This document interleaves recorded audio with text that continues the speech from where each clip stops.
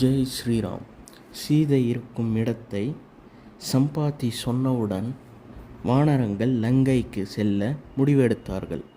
ஆனால் சில தயக்கம் கொண்டார்கள். ஏன் அந்த தயக்கம்?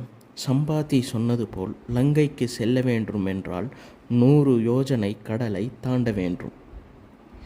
உடனே ஜாம்பவான் ஒவ்வொரு வானரங்களையும் கேட்டார். அதில் கஜன் என்னும் வானரன் 10 யோஜனை தான் தாண்ட முடியும் என்றான்.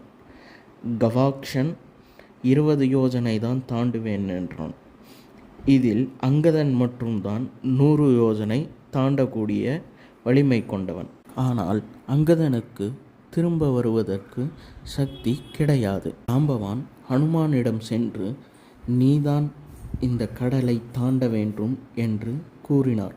அதற்கு ஹனுமான், எனக்கு அவ்வளோ சக்தி கிடையாதே என்றான். ஜாம்பவான், உன் சக்தி உனக்கு தெரியாமல் இருக்கிறார்.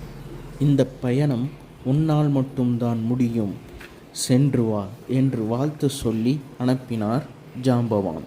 ஜெய் ஸ்ரீராம்.